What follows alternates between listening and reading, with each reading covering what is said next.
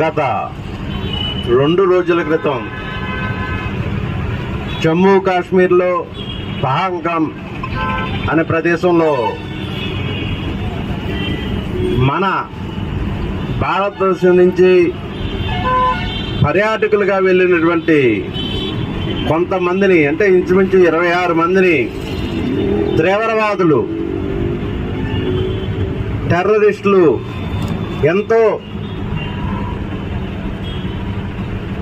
దుర్మార్గంగా దుశ్చర్య చేసి వారిని హతం చేయడం, 26 మందిని హతం చేస్తూ పర్యాటకులను హతం చేయడం అయితే జరిగింది.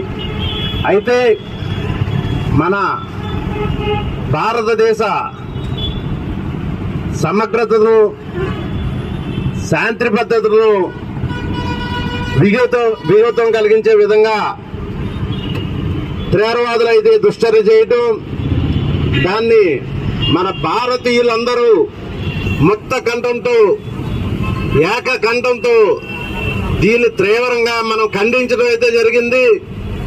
జనసేన పార్టీ అధ్యక్షులు పవన్ కళ్యాణ్ గారు అయితే ఎంతో కలత చెంది పర్యాటకుల మృతికి, వారి కుటుంబాలకి తీవ్ర సంతాపం వ్యక్తం చేస్తూ 3 రోజులు సంతాప దినాలు కూడా ప్రకటించడం జరిగింది. దానిలో భాగంగానే మన ఆంధ్ర రాష్ట్రం దేశంలో మొత్తం ఎక్కడ జన సైనికులు ఉన్నా సరే వారికి తీవ్ర సానుభూతి తెలియజేస్తూ ఈ తీవ్రవాదుల దుశ్చర్యకు నిరసన వ్యక్తం చేస్తూ మనమంతా నిరసన కార్యక్రమాలు చేయాలని తెలియజేయటం, దానిలో భాగంగానే నిన్నటి రోజున ఎక్కడికక్కడ రాష్ట్రం అంతా కూడా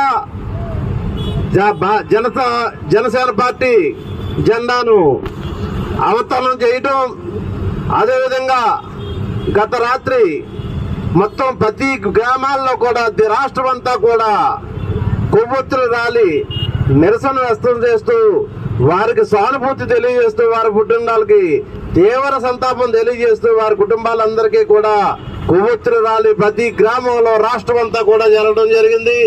అదేవిధంగా ఈ రోజు కూడా రాష్ట్రంలో ఎక్కడికక్కడ నిరసన కార్యక్రమాలు తెలియజేయాలి, వారందరికీ నిరసన దీక్షలు చేయాలని చెప్పి తెలియజేస్తే ఈ రోజు కొత్తపేట నియోజకవర్గం రావులపాలెం మండలంలో ఈ నిరసన కార్యక్రమం పెట్టడం జరిగింది.